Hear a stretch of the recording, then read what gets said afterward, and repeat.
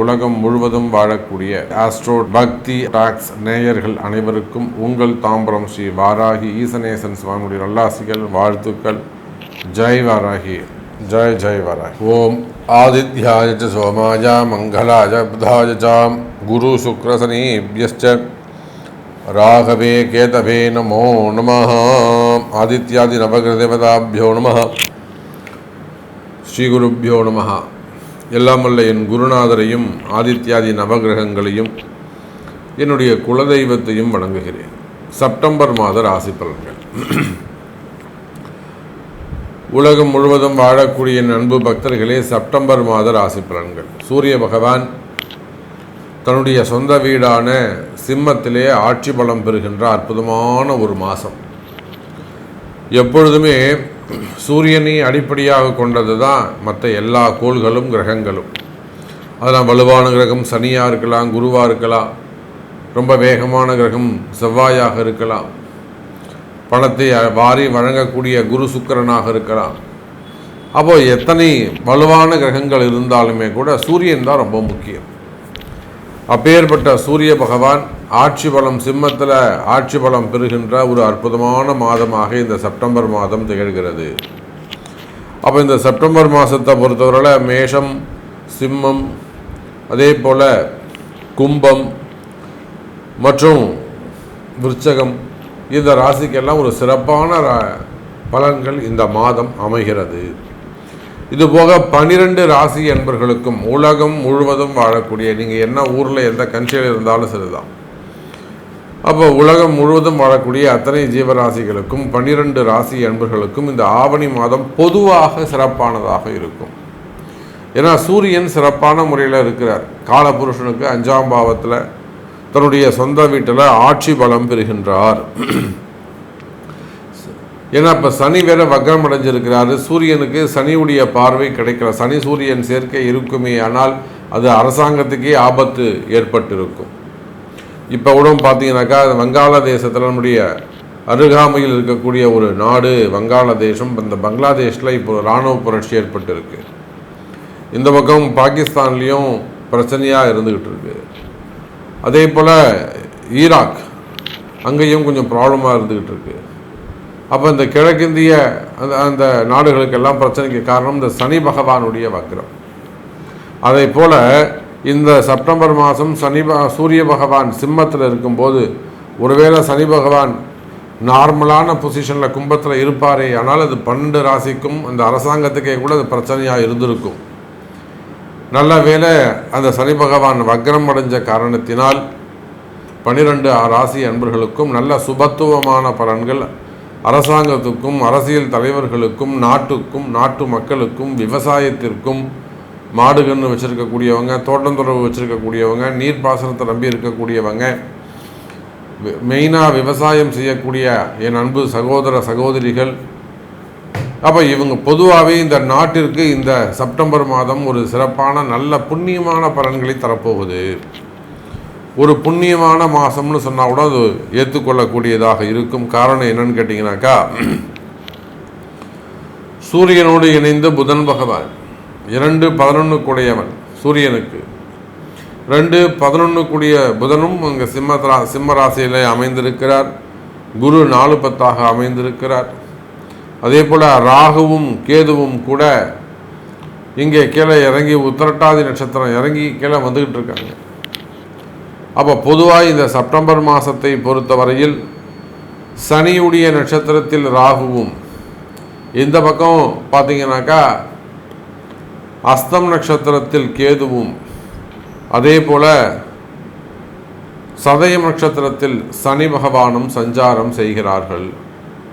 அப்போ இந்த செப்டம்பர் மாதத்தை பொறுத்தவரையில் அரசாங்கம், அரசியல் தலைவர்கள், சினிமா துறையை சார்ந்தவர்கள், மடாதிபதிகள், ஆன்மீக பெரியோர்கள், ஆன்மீகத்தில் ஈடுபட்டிருக்கக்கூடியவர்கள், தலைமை பொறுப்பேற்று நடத்தக்கூடியவர்கள், எஜமானர்கள், இவங்க எல்லாருக்குமே இந்த செப்டம்பர் மாதம் ஒரு சிறப்பான மாதமாக, ஒரு வளர்ச்சியான மாதமாக அமைகிறது. அதே போல் வேலை வாய்ப்புகளுக்கும் சிறப்பாக இந்த மாதம் அமைய போகுது. நல்ல பொசிஷன், நல்ல ஒரு ரேங்க்கு அல்லது ஒரு டெவலப்மெண்ட் எதிர்பார்க்குறீங்க, ஒரு இம்ப்ரூவ்மெண்ட் எதிர்பார்க்குறீங்கன்னா அந்த வளர்ச்சி உங்களுக்கு கொடுக்க காத்திருக்கிறார் சூரியனும் குருவும். ஸோ செப்டம்பர் மாதம் உங்கள் ராசிக்கு எப்படி இருக்குது, உங்களுக்கு என்ன சொல்லுது? பொதுவாக செப்டம்பர் மாதம் சிறப்பாக இருக்குது. உங்கள் தலையெழுத்து, உங்களுடைய பிறப்பு ஜாதகம் அதுக்கு ஒத்துப்போதா? இந்த வளர்ச்சியை அது ஏற்றுக்குமா? உங்களுக்கு நல்லது நடக்குமா? அப்படிங்கிறத உங்கள் பிறப்பு ஜாதகம் தான் பேசும். வாருங்கள் உங்கள் ராசிக்கு என்ன சொல்லுதுன்னு பார்க்கலாம். அன்பார்ந்த சிம்ம ராசி அன்பர்களே, இந்த செப்டம்பர் மாதம் ஒரு அற்புதமான மாதம், நல்ல யோகமான மாதம். இப்போ உங்களை அடிப்படையாக கொண்டு தான், சிம்மத்தில் இருக்கக்கூடிய சூரியனை அடிப்படையாக கொண்டு தான் இப்போ பொதுவான பலன்கள் சொன்னோம். இப்போ ஆரம்பத்தில் ஒரு 5 நிமிடங்கள் நம்ம அதை பேசியிருக்கிறோம், பொதுவான பலன்கள்.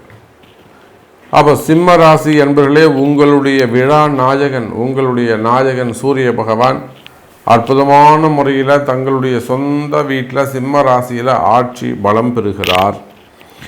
எந்த அசுப கிரகத்தின் தொடர்பும் அவருக்கு இல்லை. இயற்கை அசுபர்களுடைய எந்த விதமான தொடர்புகளும் இல்லாமல் சூரிய பகவான் சுபத்தன்மையுடன் சுய ஆட்சியில் விளங்குகிறார். இதில் என்ன ஒரு விஷயம்னாக்கா, சிம்மத்தில் சூரியன், அதே போல் மிதுனத்தில் செவ்வாய், துலாம் ராசியிலே சுக்கிரன். அப்போ இந்த செவ்வாய் சுக்கிரன் இந்த 2 கிரகமும் சூரியனுக்கு எந்த வகையிலும் சேர்க்கை ஏற்படவில்லை.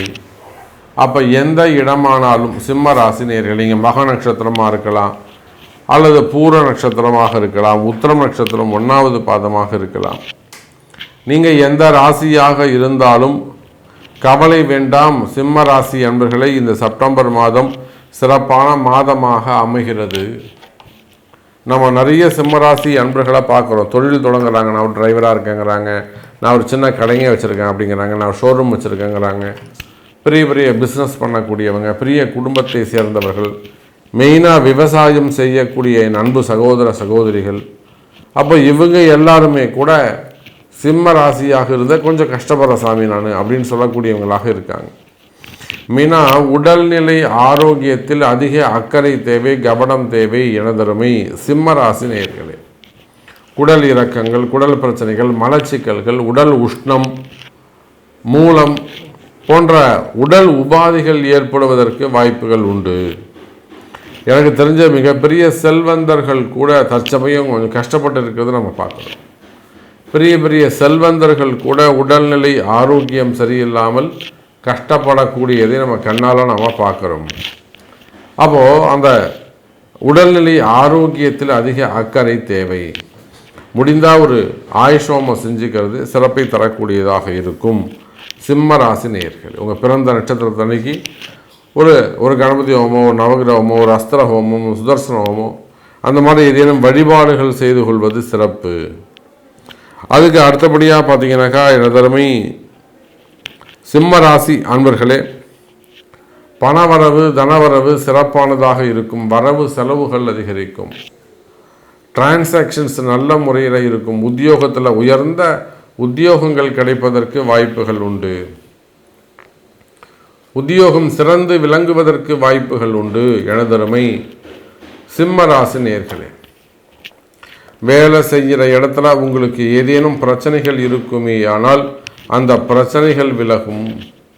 எனக்கு ஹையர் ஆஃபீஸர் சரியில்லை, என்னுடைய பாஸ் எனக்கு சரியில்லை, அவர் தேவையில்லாமல் வேணும்னே மேலே பழி போடுகிறார், இந்த மாதிரியெல்லாம் சொல்லக்கூடிய சிம்ம ராசி அன்பர்களே, வேலை செய்கிற இடத்துல உங்களுக்கு நல்ல பேர் கிடைக்க போகுது. வருமானம் சிறப்பானதாக அமையப் போகிறது. உடன் பிறந்தவர்கள் கூட பிறந்தவங்களுடைய அனுசரணை உங்களுக்கு கிடைக்கும்.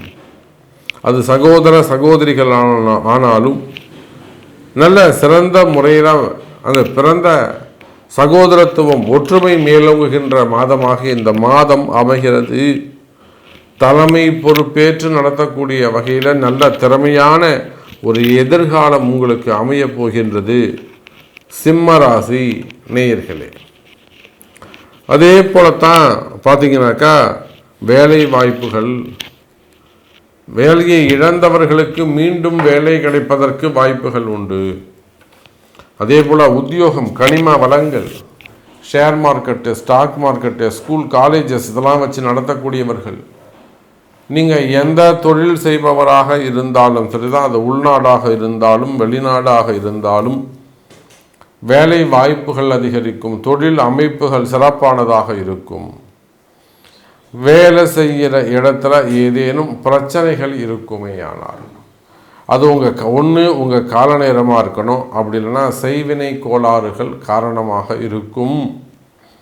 அந்த இடத்துல அந்த வரும் சூப்பராக இருந்தது சாமி, இந்த ஜூன் மாதம் வரையிலும் எனக்கு நல்லா இருந்தது, எனக்கு மே மாதம் வரையிலும் நல்லா இருந்தது, அதுக்கப்புறம் தான் எனக்கு ரொம்ப டல்லாகிடுச்சு.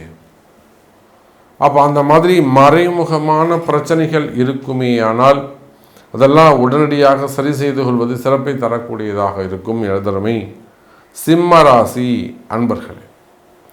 அதே போல் அரசியல் தலைவர்கள், அரசியலை பொறுத்தவரையில் சிம்ம ராசி அன்பர்களே அதி அற்புதமான யோகம், அதி அற்புதமான யோகம். அரசியலில் சிறந்து விளங்குவதற்கான வாய்ப்புகள் உண்டு. புதுசாக இப்போ தான் அரசியலில் ஈடுபட போகிறீங்க, தாராளமாக ஆவணி மாதத்தில் ஒரு நல்ல நாள் பார்த்துட்டு நீங்கள் போய்ட்டு அந்த பார்ட்டியில் ஜாயின் பண்ணலாம். அப்போ அரசியல் தலைவர்களுக்கு சிறப்பானதாக எதிர்காலம் உண்டு. திருமண யோகங்கள் கைகூடும். முதல் திருமணம், இரண்டாவது திருமணம், தடைப்பட்ட திருமணம், தள்ளிப்போன திருமணங்கள் அல்லது வயோதிக திருமணங்கள், திருமண யோகங்கள் கைகூடும்.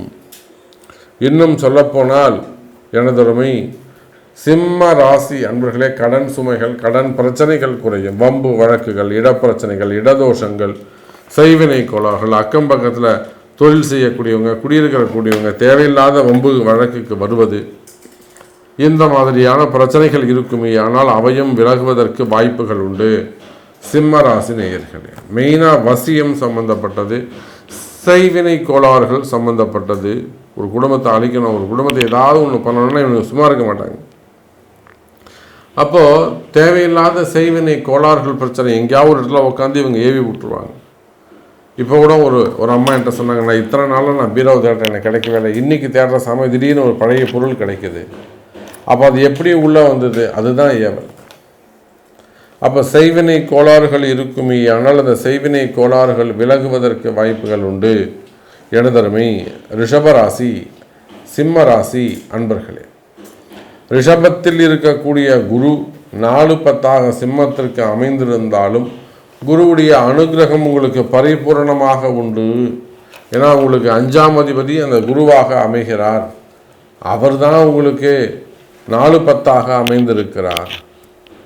அப்போ தொழில் அமைப்புகள் எல்லாம் சிறப்பானதாக இருக்கும், தொழிலில் நல்ல முன்னேற்றங்கள் இருக்கும். இல்லை சாமி நீங்கள் சொல்கிறதெல்லாம் கரெக்டு, எனக்கு தொழிலில் கொஞ்சம் கஷ்டமாக இருக்குது, எனக்கு கடனாக இருக்குது, இதை எப்படி நான் சமாளிக்கிறது அப்படின்னு கேட்டிங்கன்னா அதுக்கு உங்கள் பிறப்பு ஜாதகம்தான் பேசும். அதே போல் இந்த சிம்ம ராசி அன்பர்களே, வேலை வாய்ப்புகள் அதிகரிக்கும். வெளிநாடு போவது கஷ்டம். அடுத்த ஒரு 2 வருஷத்துக்கு 2027 வரையிலுமே கூட சிம்ம ராசி அன்பர்கள் வெளிநாடு செல்வது கடினம். அது ஏதேனும் அங்கொன்றும் இங்கொன்றுமாக உங்களுக்கு அந்த ஜாதக அமைப்புகள் இருக்குமே ஆனால் அவங்க வெளிநாடு செல்லலாம். அப்போ வெளிநாட்டு யோகங்கள் குறைகிறது. ஆனால் வெளிநாட்டில் வேலை உத்தியோகம் செய்யக்கூடியவர்களுக்கு இந்த மாதம் நல்ல ஸ்திரமான உத்தியோகம் கிடைப்பதற்கு வாய்ப்புகள் உண்டு. ஏன்னா என் கம்பெனிலேருந்து தூக்கிடலான் இருக்காங்களா சார், என் காதுக்கு வந்தது, அந்த மாதிரியான ஒரு பயம் இருக்குமே ஆனால் கவலை வேண்டாம். சிம்மராசி என்பவர்களே, பிரிந்த உத்தியோகத்தை மீண்டும் பெறுவதற்கு வாய்ப்புகள் உண்டு. அதே போலத்தான் திருமண யோகம், முதல் திருமணம், இரண்டாவது திருமணம், தடைப்பட்ட திருமணம், தள்ளிப்போன திருமணங்கள், வயோதிக திருமணங்கள், காதல் திருமணங்கள், இப்படி எந்த விதமான திருமணங்களாக இருந்தாலும் திருமண யோகங்கள் கைகூடும். திருமணத்தில் நல்ல முன்னேற்றம் இருக்கும். நினைத்த வாழ்க்கையை அடைவீர்கள் என்பதனை சிம்ம ராசி அன்பர்களே, ஆணாக இருந்தாலும் பெண்ணாக இருந்தாலும் திருமண யோகங்கள் கைகூடும். வளர்ச்சியான ஒரு மாதமாக இந்த மாதம் அமைகிறது சிம்ம ராசி அன்பர்களே. அப்போ நிறைய விஷயங்கள் நம்ம பேசிக்கிட்டே போகலாம், சொல்லிக்கிட்டே போகலாம். உங்களுடைய கேள்வி என்ன, உங்களுக்கு எது நடக்கணும், எதை நான் சொல்லாமல் விட்டுட்டேன் அப்படிங்கிறத உங்களுடைய பிறப்பு ஜாதகத்தை கொண்டு தொடர்பு கொள்வீர்களே ஆனால் நிச்சயம் பதில் சொல்லப்படும் என்று தெரிவித்துக் கொண்டு மீண்டும் வேறு அற்புதமான பதிவில் உங்களை சந்திக்கிறேன். நன்றி, நமச்சிவாயம். ஜெய் வராகி, ஜெய் ஜெய் வராகி. அன்பார்ந்த கன்னி ராசி அன்பர்களே, இந்த செப்டம்பர் மாதம் அமோகமான மாதமாக உங்களுக்கு அமைகிறது. பிரம்மாண்டமான வளர்ச்சி, பிரம்மாண்டமான வருமானம், அற்புதமான யோகங்கள் நிறைந்த மாதமாக அமைகிறது கன்னிராசி நேயர்களே. ஏன்னா கன்னிராசி நேயர்களை பற்றி நம்ம சொல்லணும்னா நிறைய பதிவுகளில் நம்ம சொல்லியிருக்கிறோம். அதீத முயற்சி எடுத்தவங்க, நிறைய தோற்றவர்கள், கண்ணா முன்னான்னு தோற்றவங்க, ஜெயிக்கணும் ஜெயிக்கணும் ஜெயிக்கணும்னு நினச்சி ஓடக்கூடியவர்கள். எப்படியாவது நான் ஜெயிக்கணும் சாமி, எனக்கு நிறைய கமிட்மெண்ட்ஸ் இருக்குது, என் குடும்பம் ரொம்ப கஷ்டப்பட்ட குடும்பம், ரொம்ப சென்டிமெண்ட்டான குடும்பம், நான் ஒரு ஆள் தான் இருக்கேன், நான் தான் சம்பாதிக்கணும். பொறுப்பான மனிதர்கள் கன்னிராசி அன்பர்கள். ரெஸ்பான்சிபிள் பர்சன்ஸ் அப்படின்னா நம்ம கன்னிராசிக்குத்தான் அது பொருந்தும். அப்படி பார்க்கின்ற பொழுது மிக பொறுப்பான கன்னிராசினியர்களே, உங்களுடைய தோல்விகள் எனக்கு தெரியும், உங்களுடைய வலிகள், மன வலிகள் என்னன்றது எனக்கு தெரியும், உங்களுடைய பெயின் எந்த அளவுக்கு உங்கள்கிட்ட இருக்குது. ஸோ உங்களுக்கு என்ன தேவை, எந்த மாதிரியான முன்னேற்றம் தேவை என்பதையும் நான் உணர்வேன். அந்த வகையில் பார்க்க போனால் அதிகம் கஷ்டப்படக்கூடிய கன்னி ராசி நேயர்களே, இந்த மாதம் முதல் உங்களுக்கு அற்புதமான யோகம் நிலவுகிறது. நல்ல யோகமான மாதமாக அமைகிறது. 12ல் இருக்கக்கூடிய சூரியன் 12ல் மறைவுன்னு யாராவது சொன்னாக்கா நீங்கள் அவங்கள மறந்துடணும். அற்புதமான யோகம். எப்பொழுதுமே உங்களுடைய ராசிநாதன் புதன் பகவான் சூரியனோடையே சஞ்சாரம் செய்ய, கூடயே ட்ராவல் பண்ணக்கூடிய தெய்வம். சூரியன் கூட சாயாசு வரைச்சலாமல் அவங்க பொண்டாட்டி கூட சுத்தாது. ஆனால் இந்த புதன் இருக்காரே ஃப்ரெண்டு, எனக்கு ஃப்ரெண்டு எனக்கு ஃப்ரெண்டு எனக்கு ஃப்ரெண்டுன்னு இவங்க கூடயே சுற்றின்னு இருப்பான்.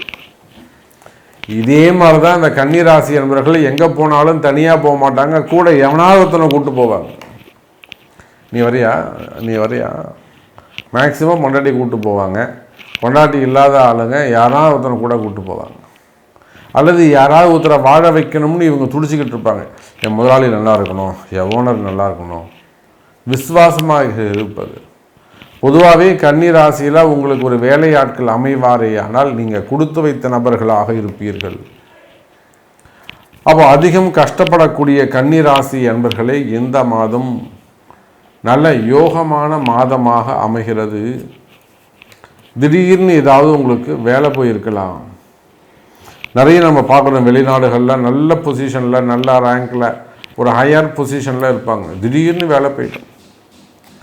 அந்த வேலை எப்படி போகும்னா, சம்பந்தமே இல்லாத வீண்பழி அவமானமாக இருக்கும். சற்றும் சம்பந்தம் இல்லாத வீண்பழி அவமானமாக இருக்கும். என்ன செய்வாங்க அப்படின்னு பார்த்தீங்கன்னாக்கா, இதேன்னு ஒரு குற்றச்சாட்டுகளை சுமத்தி அவங்கள தூக்கி வெளியில் போட்டுருவாங்க. ஒரு சிறை தண்டனைக்கு சமமானது. ஒரு ஜெயிலில் போட்டால் எப்படி இருக்குமோ, ஒரு தண்டனை கொடுத்தா எப்படி இருக்குமோ அதற்கு சமமான ஒரு தண்டனையை கொடுத்துருவாங்க.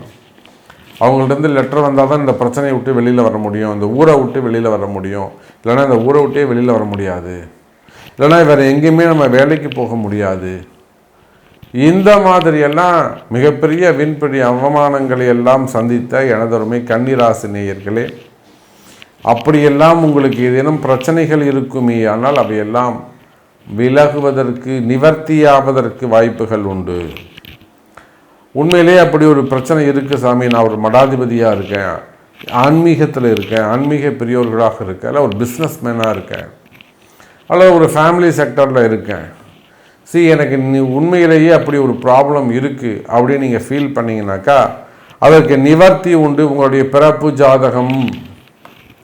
அப்போ எதனால் இந்த மாதிரி நடக்குது, இன்னும் எத்தனை நாளுக்கு இந்த மாதிரி நடக்கும், இது எப்போ கிளியர் ஆகும், இதையெல்லாம் எடுத்து சொல்லக்கூடியது உங்களுடைய பிறப்பு ஜாதகம் எனதருமை கன்னிராசி நேயர்களே. அப்போ காலமாக வரக்கூடிய கஷ்டங்கள் மெயினாக வருமானம், உத்தியோகம், பிஸ்னஸ், இதை 3 பற்றி தான் நான் பேசுகிறேன். வருமானம், ஜாபு, பிஸ்னஸ், இந்த 3 ரிலேட்டடாக நீங்கள் என்னெல்லாம் உங்களுக்கு ஸ்ட்ரகிளிங் இருக்கோ, என்னெல்லாம் ப்ராப்ளம் இருக்கோ, நிச்சயமாக அதெல்லாம் சரி செய்வதற்கான மாதமாக இந்த மாதம் அமைகிறது. இப்போ உங்களுக்கு பிஸ்னஸில் என்ன ப்ராப்ளம் இருக்குது, எனக்கு பிஸ்னஸே இல்லை, டெவலப் ஆகலை, டல்லாகிடுச்சு, ஸோ டிரான்சாக்ஷன் கம்மியாகிடுச்சு, எனக்கு ஆர்டர் இல்லை. சரி, உங்களுக்கு என்ன மாதிரியான பிரச்சனைகள் இருக்கோ அதை நீங்கள் நிச்சயமாக உங்களுடைய பிறப்பு ஜாதகத்தை கொண்டு தொடர்பு கொள்வீர்களே, ஆனால் அது ஒரு நல்ல சொல்யூஷன் காணப்படும். அப்போ மீண்டும் அந்த தொழில் நல்லா சிறப்பான முறையில் ஓங்கி வளர்ந்து வருவதற்கான வாய்ப்புகள் உருவாகிறது எனதருமை கன்னி ராசி நேயர்களே.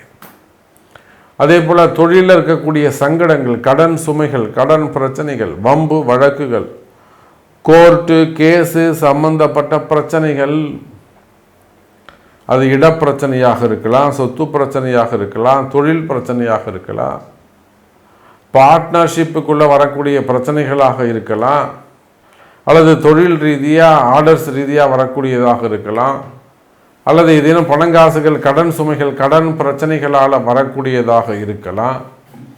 அப்போ கடுமையான வம்பு வழக்குகள் இருக்குமே, ஆனால் அந்த வம்பு வழக்குகள் எல்லாம் கூட விலகுவதற்கு வாய்ப்புகள் உண்டு கன்னி ராசி நேயர்களே. இன்னும் சொல்ல வேண்டும் என்று சொன்னால் கன்னி ராசி நேயர்களே, உங்களுக்கு இருக்கக்கூடிய கடன் சுமைகள், கடன் பிரச்சனைகள் விலகும். அதே போல் பணங்காசு கொடுத்து எங்கேயாவது ஏமாந்திருப்பீர்களே, ஆனால் ஏமாந்த பணங்காசுகளை மீண்டும் பெறுவதற்கு வாய்ப்புகள் உண்டு. நான் இவ்வளோ பணம் கொடுத்துற சாமி, எனக்கு 50 லட்ச ரூபா வரணும், எனக்கு ஒரு 80 லட்ச ரூபா வரணும், எனக்கு 30 லட்ச ரூபா வரணும், நான் ஒரு 18 லட்ச ரூபா கொடுத்துட்றேன் சாமி, கொடுக்க மாட்டேங்கிறான். நான் கொடுக்கலன்னு சொல்லவே இல்லை, கொடுக்குறேன், கண்டிப்பாக வாங்கிக்கோ, ஏமாற்றவே மாட்டேன். அப்படியே வாயால் தர்க்கமாக பேசுவான், தர்மமாக பேசுவான், ஆனால் ஏமாற்றுவான், கொடுக்கணுன்ற எண்ணம் இருக்காது. அதுபோல் பணங்காசுகள் கொடுத்து எங்கேயாவது ஏமாந்து இருப்பீர்களே, ஆனால் கவலை வேண்டாம் கன்னி ராசி நேயர்களே, அந்த இழந்த பணத்தை மீண்டும் பெறுவதற்கு வாய்ப்புகள் உண்டு. அது சட்ட ரீதியாகவே வாங்கலாம், நேரடியாகவே சட்ட ரீதியாகவே வாங்கலாம், அதுக்கெல்லாம் வாய்ப்புகள் உண்டு. அப்போ இழந்த பணத்தை அதை லீகலாக வாங்குவதற்கே வாய்ப்புகள் உண்டு.